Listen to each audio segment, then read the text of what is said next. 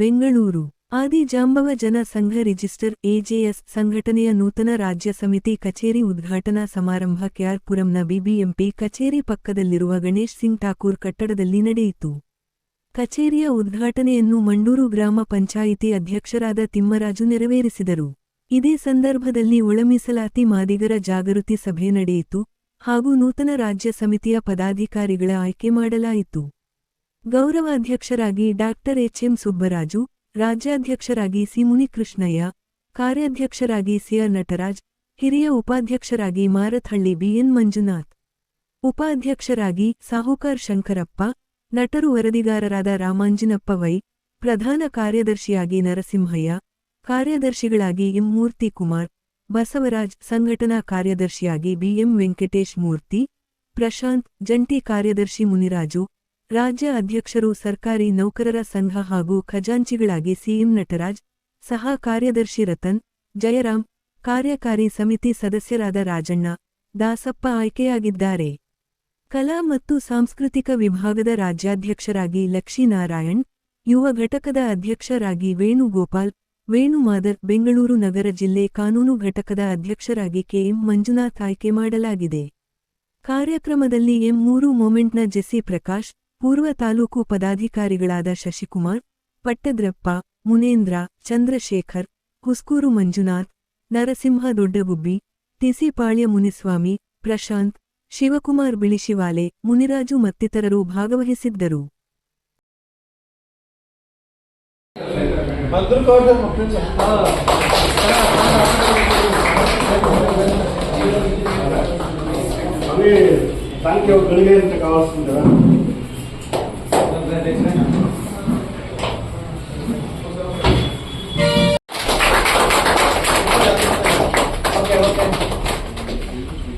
ಈಗ ಸನ್ಮಾನ್ಯ ಶ್ರೀ ಕಾರ್ಯಾಧ್ಯಕ್ಷರು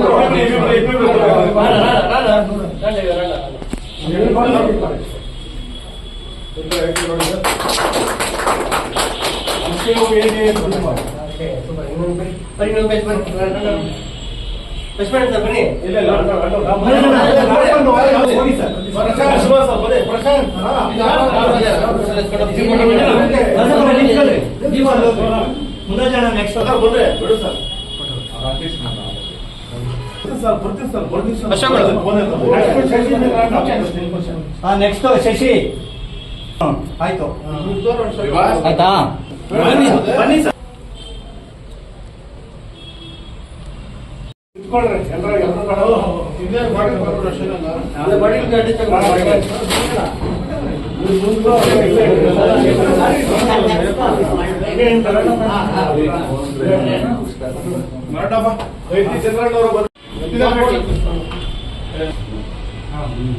ಈ ಕಡೆ ನೋಡಿ,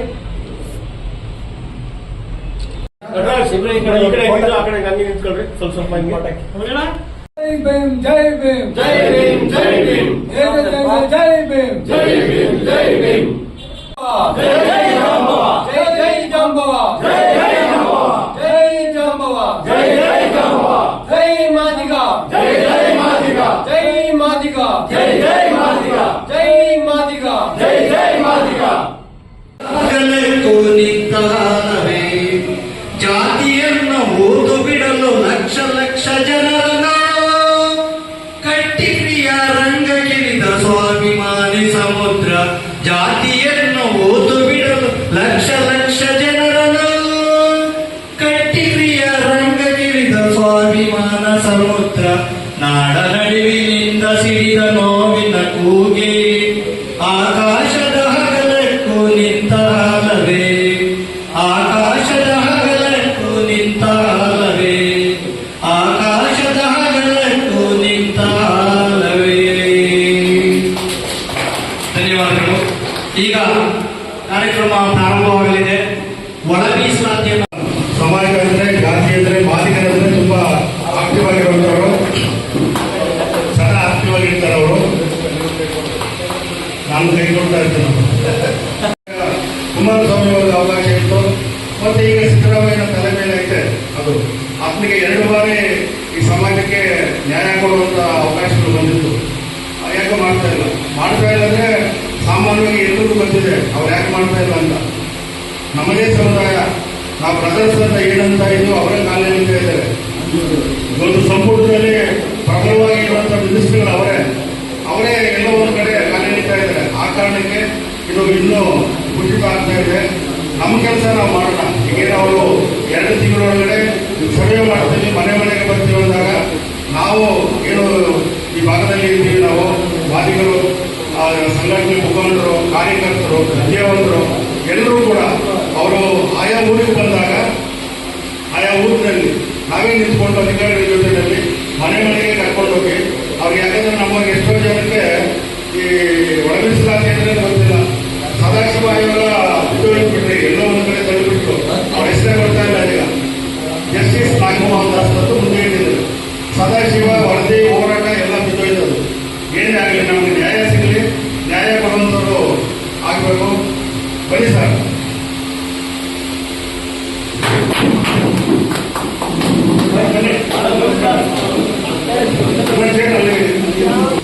ಅಧಿಕಾರಿಗಳು ಬಂದಾಗ ಸರ್ವೆ ಮಾಡುವಾಗ ವಾದಿಗಳ ಅಂತಲೇ ಕಳಿಸಬೇಕು.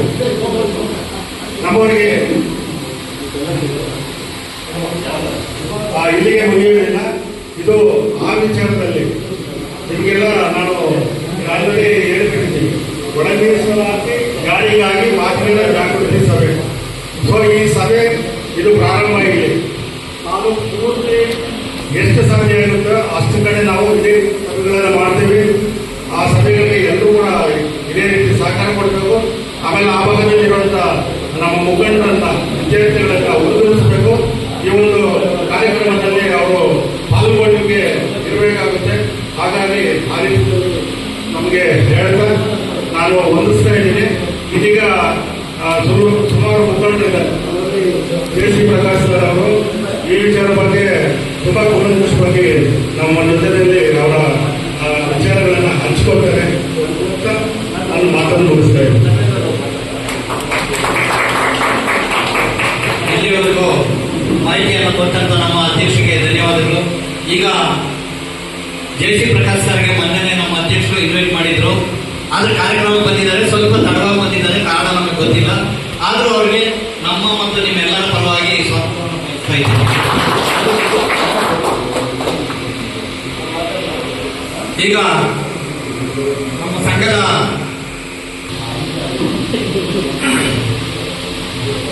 ಈ ದಿನ ಕಚೇರಿಯನ್ನು ಉದ್ಘಾಟನೆ ಮಾಡಿದಂತ ನಮ್ಮ ನಿಮ್ಮೆಲ್ಲರ ಅಧ್ಯಕ್ಷರಾದಂಥ ಶ್ರೀ ಮುರುಗೇಶ್ವರಯ್ಯನವರೇ, CM ನಟರಾಜ್ ಅವರೇ, ನಾಗಪಂಚಿ ಅವರೇ, ಹಿರಿಯ ಹೋರಾಟಗಾರರಾದಂಥ JC ಪ್ರಕಾಶ್ ಅವರೇ, ನಮಗೂ ತುಂಬ ಆಲೋಚನೆ ಇತ್ತು. ತುಂಬ ಗ್ರ್ಯಾಂಡಾಗಿ ಮಾಡಬೇಕು, ಬೇರೆ ಮುಖ್ಯ ಅತಿಥಿಗಳನ್ನೆಲ್ಲ ಕರೆಸ್ಬೇಕಲ್ಲ ಅಂತ ಒಂದು ಆಲೋಚನೆ ಇತ್ತು. ಏನು ಆಗಿಲ್ಲ. ಮುಂದಿನ ದಿನದಲ್ಲಿ ಮಾಡೋಣ ನಾವೆಲ್ಲರೂ ಒಟ್ಟಾಗಿ. ಈಗ ನಮ್ಮ ಮುಂದಿರೋ ಒಂದು ಸವಾಲು 30 ವರ್ಷಗಳ ಹೋರಾಟ ಸದಾಶಿವ ಆಯೋಗ ವರದಿಗೆ ಒಂದು ತಿಲಾಂಜಲಿ ಇಟ್ಟು ಇನ್ನೊಂದು ದಾರಿ ಹುಡುಕಿದ್ದಾರೆ. ಈಗಲಾದರೂ ನಾವು ಸೆನ್ಸಸ್ ಬಂದಾಗ ಒಬ್ಬೊಬ್ಬರು ನಮ್ಮ ಸಂಘಟನೆಯಲ್ಲೇ ಯಾವುದೋ ಒಂದು ತಾಲೂಕು, ಒಂದು ಜಿಲ್ಲೆಯನ್ನು ಒಂದು ಜವಾಬ್ದಾರಿ ತಗೊಂಡು ಆ ಜಿಲ್ಲೆಯಲ್ಲಿ ಪ್ರತಿ ಹಳ್ಳಿಗೂ ಹೋಗಿ ಆದಿ ಕನ್ನಡ, ಆದಿ ದ್ರಾವಿಡ, ಕೆಲವರು ಆದಿ ಆಂಧ್ರ, ಕೋಲಾರ ಕಡೆ ಬಳಸ್ತಾರೆ. ಇದು ಯಾವುದು ಹೇಳ್ತಾರೆ. ಈಗ ಮಾದಿಗ ಬಳಸಬೇಕು ಅಂತೇಳಿ ಒಂದು ಜನರಿಗೆ ಅರಿವು ಮೂಡಿಸೋಣ. ಅದರ ಜೊತೆಗೆ ಅಂದ್ರೆ ಇದು ರಾಜ್ಯದಲ್ಲಿ ಏನೋ ಕಚೇರಿ.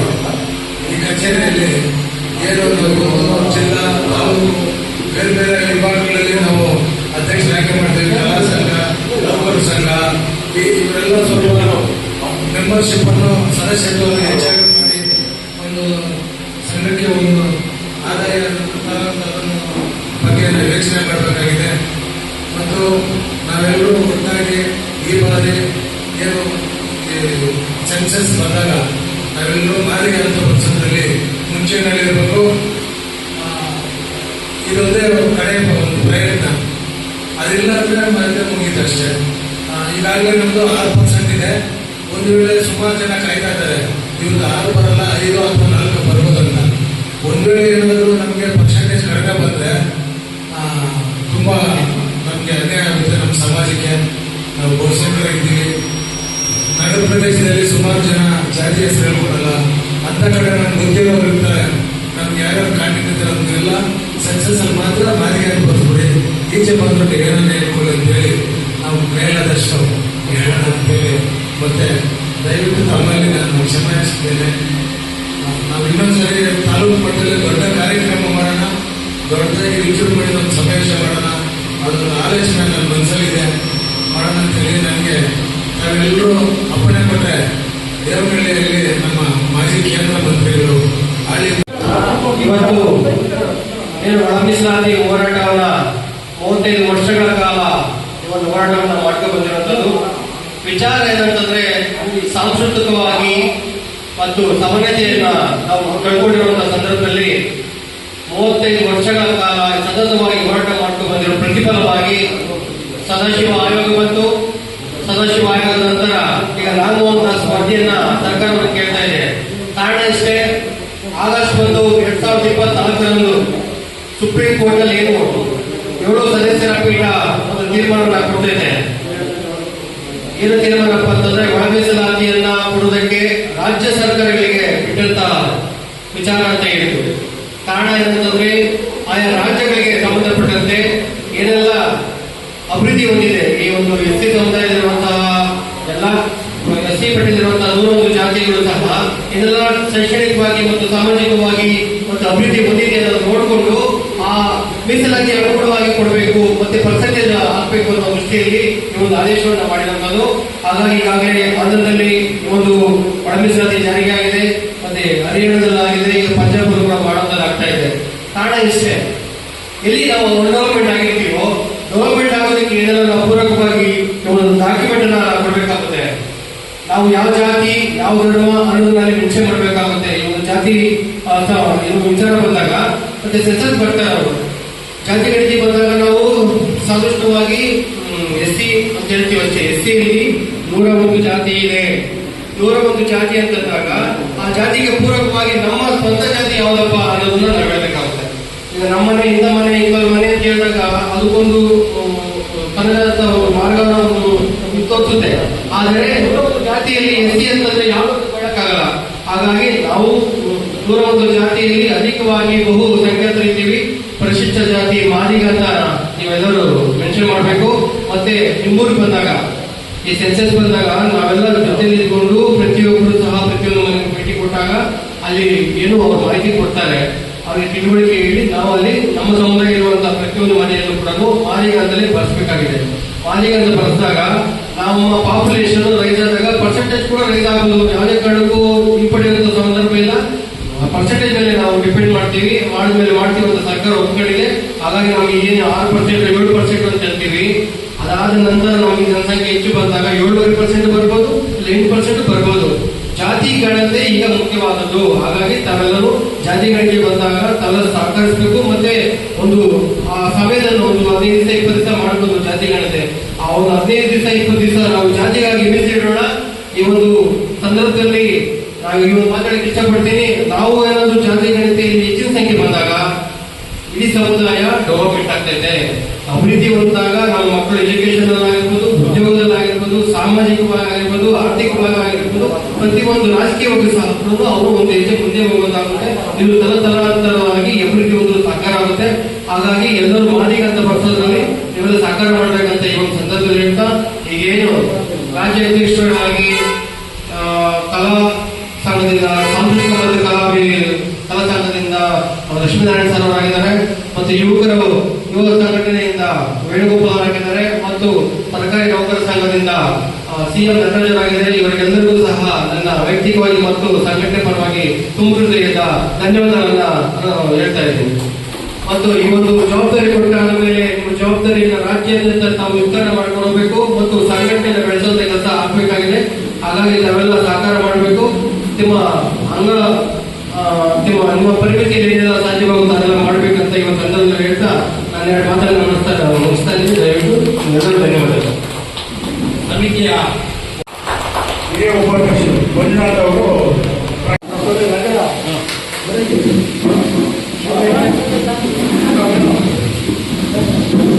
ಆಯ್ತಾ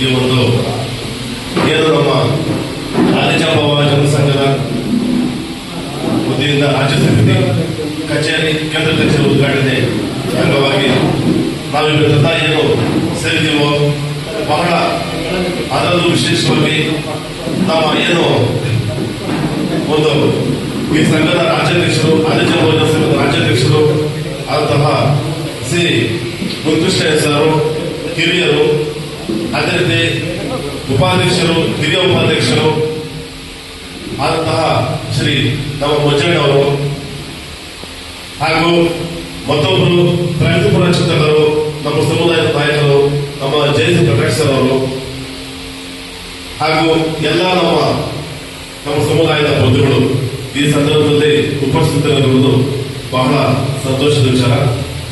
ಬಂಧುಗಳೇ, ಯಾಕಂದ್ರೆ ನಾವು ಫಸ್ಟ್ ಆಫ್ ಆಲ್ ಒಂದು ಮಾತನ್ನ ನಾವು ತಿಳ್ಕೊಳ್ಬೇಕು. ನಾವು ಕೆಲವರು ಈಗ ಬ್ರಾಹ್ಮಣರು ಅಂತಾರಲ್ವಾ, ಬ್ರಾಹ್ಮಣರು ಯಾರು ಅವರು ಬುದ್ಧ ನಿವಾಸಿಗಳಲ್ಲ, ಅವರೆಲ್ಲ ವಲಸೆ ಬಂದವರು. ಮಿಡ್ಲ್ ಈಸ್ಟ್ ಏಷ್ಯಾ, ಮಧ್ಯ ಏಷ್ಯಾದಿಂದ ವಲಸೆ ಬಂದಿರುವಂತಹ ಅವರು ಆರ್ಯನ್ಸ್. ನಿಜವಾದ ಬುದ್ಧ ನಿವಾಸಿಗಳು ನಾವು ಇಲ್ಲಿ. ಸೊ ಅವ್ರು ಏನು ಮಾಡಿದ್ರು, ಬಂದು ವಲಸೆ ಬಂದು ಅವರು ಸ್ವಾರ್ಥ ಕೊಡ್ತಿಲ್ಲ, ಏನೋ ನಮ್ಮಲ್ಲೇ ಏನೋ ಬ್ರಾಹ್ಮಣ, ಕ್ಷತ್ರಿಯ, ವೈಶ್ಯ, ಶೂದ್ರ ಅಂತೇಳಿ ವರ್ಣಾಶ್ರಮ ವ್ಯವಸ್ಥೆಯನ್ನು ಸೃಷ್ಟಿ ಮಾಡಿ, ಸೊ ನಮ್ಮನ್ನ ಡಿವೈಡ್ ಮಾಡಿ ಅವರ ಸ್ವಾರ್ಥಕ್ಕೆ ಅವರು ನಮ್ಮನ್ನೆಲ್ಲರೂ ಪಡಿಸ್ಕೊಂಡ್ರು. ಫಾರ್ ಎಕ್ಸಾಂಪಲ್, ಎಲ್ಲರೂ ಒಂದು ಬ್ರಾಹ್ಮಣ ಕರೆಸ್ಬಿಟ್ಟು ಪೂಜೆ ಮಾಡಿಸಿ, ಎಲ್ಲ ಕಾಸ್ಟ್ ಐಟಮ್ಸ್ ಎಲ್ಲ ನೀವು ತರೋದು, ನೀವು ದುಡ್ಡು ಕೊಟ್ಟು ಪೂಜೆ ಮಾಡ್ಬಿಟ್ಟು ಎಲ್ಲ ತಗೊಂಡೋಗ ಅವರು ಮನೇಲಿ ಬಿಟ್ಬಿಟ್ಟು ಹೋಗ್ತಾರ, ಎಲ್ಲ ತಗೊಂಡೋಗ್ತಾರೆ. ತುಪ್ಪದಿಂದ ಹಿಡಿದು, ದವಸ ಧಾನ್ಯಗಳಿಂದ ಹಿಡಿದು, ಹಣ್ಣು ಹಂಪಲುಗಳಿಂದ ಹಿಡಿದು ಎಲ್ಲರೂ ಸಹ ತಗೊಂಡೋಗ್ತಾರೆ. ಅಂದ್ರೆ ಅವರು ಆ ರೀತಿ ಒಂದು ಹಲವಾರು ರೀತಿಯ ಬೌದ್ಧತೆಗಳನ್ನ, ಗುಡ್ಡು ಸಂಪ್ರದಾಯಗಳನ್ನ, ಮೂಢನಂಬಿಕೆಗಳನ್ನ ಅವರು ಸೃಷ್ಟಿ ಮಾಡಿ ನಮ್ಮನ್ನ ಅವರ ದಾಸರನ್ನಾಗಿ, ಅವರ ಗುಲಾಮರನ್ನಾಗಿ ಮಾಡಿ ನಮ್ಮನ್ನ ಒಂದು ರೀತಿ ಏನೋ ಒಂದು ರೀತಿ ನಾವು ಅಡಿಕ್ಟ್ ಆಗಿರಲ್ವಾ. ಈಗ ಯಾರಾದ್ರೂ ಅಥವಾ ಡ್ರಿಂಕ್ಸ್ ಅಥವಾ ಇನ್ಯಾವುದಾದ್ರು ಡ್ರಿಂಕ್ಸ್ಗೆ ಅಡಿಕ್ಟ್ ಯಾವ ತರ ಆಗ್ತಾರೋ, ನಾವು ಬ್ರಾಹ್ಮಣರು ಬಿಟ್ರೆ ಬೇರೆ ಯಾರು ಗೊತ್ತಿಲ್ಲ ನಮ್ಗೆ, ಅವ್ರು ಮಾಡಿದ್ರೆ ಪೂಜೆ ಅಲ್ಲ ಅನ್ನೋದ್ರ ನಮ್ಮದವರು ನಂಬಿಸ್ಬಿಟ್ಟಿದ್ದಾರೆ. ನಾವು ಅದನ್ನು ನಂಬಿಟ್ಟು ಅದಕ್ಕೆ ನಾವು ಸ್ವೀಕಾರ ಬಿಟ್ಟಿದ್ದೀವಿ. ಅದೊಂದು ದೌರ್ಬಲ್ಯ ಆಗಿದೆ. ದಯವಿಟ್ಟು ನಾವ್ಯಾರು ಸಹ ಆ ದೌರ್ಬಲ್ಯವನ್ನು ಇಟ್ಕೊಳ್ಬಾರ್ದು. ನಾವು ನಮ್ಮದೇ ಆದಂತಹ ರೀತಿಯಲ್ಲಿ ವೈಜ್ಞಾನಿಕ ನೆಲೆಗಟ್ಟಿನಲ್ಲಿ, ವೈಚಾರಿಕ ಚೌಕಟ್ಟಿನಲ್ಲಿ, ವೈಚಾರಿಕತೆಯನ್ನು ನಾವು ಯೋಚನೆ ಮಾಡಬೇಕು ಪ್ರತಿಯೊಂದು ಸಹ. ಹಾಗಾಗಿ ಇವತ್ತು ಒಳ ಮೀಸಲಾತಿ ವಿಚಾರವಾಗಿ ಹೇಳೋದೇನೆಂದ್ರೆ, ಈಗ ಒಳ ಮೀಸಲಾತಿ ಅನೇಕ ವರ್ಷಗಳಿಂದ ಇದು ಹೋರಾಟ ನಡೀತಾನೆ ಇದೆ. ಈಗೇನು ಸದಾಶಿವ ಆಯೋಗ ಆಯಿತು, ಅದ್ರ ನಂತರ ಜೆ ಮಾಧುಸ್ವಾಮಿ ಸಮಿತಿ ಬಂತು, ಈಗ ನ್ಯಾಯಮೂರ್ತಿ ನಾಗಮೋಹನ್ ಸಮಿತಿ, ಅದು ಈಗ ಏನೋ ಜಾತಿ ಸಮೀಕ್ಷೆ ನಡೀತಾ ಇದೆ. ಅಂದ್ರೆ ಎಂಪಿರಿಕಲ್ ಡೇಟಾ, ದತ್ತಾಂಶ ಸಂಗ್ರಹಣೆ ಆಗ್ತಾ ಇದೆ. ಅನೇಕ ನಮ್ಮ ಮುಖಂಡರು ಇಷ್ಟೊಂದು ಹೇಳಿದ್ರು, ಎಲ್ಲ ನಾವು ಈಗ ಹಲವಾರು ಪ್ರದೇಶಗಳಲ್ಲಿ ಆದಿ ಕರ್ನಾಟಕ ಅಂತಿದೆ, ಮತ್ತೆ ಆದಿ ದ್ರಾವಿಡ ಅಂತಿದೆ ನಮ್ಮ ಜನಾಂಗದವರಿಗೆ. ಈಗ ಫಾರ್ ಎಕ್ಸಾಂಪಲ್ ಕೋಲಾರ ಕಡೆ ಹೋದ್ರೆ ಅಲ್ಲಿ ನಮ್ಮ ಮಾದಿಗ ಜನಾಂಗದವರು ಆದಿ ದ್ರಾವಿಡ ಅಂತ ಬರೆಸ್ತಾರೆ. ಆದ್ರೆ ಚಿಕ್ಕಬಳ್ಳಾಪುರ ಆ ಕಡೆ ಹೋದ್ರೆ ನಮ್ಮ ಮಾದಿಗ ಜನಾಂಗದವರು ಆದಿ ಕರ್ನಾಟಕ ಅಂತ ಬರೆಸ್ತಾರೆ. ಅದೇ ರೀತಿ ಈ ಕಡೆ ಆನೇಕಲ್ ತಾಲೂಕಲ್ಲಿ ಈ ಕಡೆ ಅದೇ ಆದಿ ಕರ್ನಾಟಕದ ನಮ್ಮ ಮಾದಿಗರು, ಅದೇ ಆದಿ ದ್ರಾವಿಡ ಅಂದ್ರೆ ವಲಯರು. ಈ ರೀತಿ ಆಯಾ ಪ್ರಾಂತ್ಯವಾರು, ಪ್ರದೇಶವಾರು, ಜಾತಿ ಉಪಜಾತಿಗಳು ವಿಭಿನ್ನವಾಗಿರುತ್ತೆ.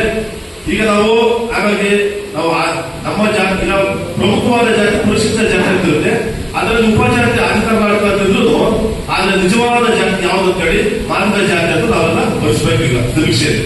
ನಾವು ಬರೆಸಿದ್ರೆ ಮಾತ್ರ ನಮಗೆ ಒಂದು ನಮ್ಮ ನ್ಯಾಯಿಕ ಒಂದು ಮೀಸಲಾತಿ ಸಿಗುತ್ತೆ. ಈಗ ನಾವೆಲ್ಲ ಗೌರ್ಮೆಂಟ್ ಎಂಪ್ಲಾಯೀಸ್, ಸರ್ಕಾರಿ ನೌಕರರು, ನಮ್ಗೆಲ್ಲ ಇಲಾಖೆಗಳಿಂದ ಚೀಫ್ ಸೆಕ್ರೆಟರಿ ಶಾಲೆಗೆ ರಜನೀಶ್ ಮೇಡಮ್ ಅವರು ಆದೇಶ ಹೊರಡಿಸಿದ್ದಾರೆ.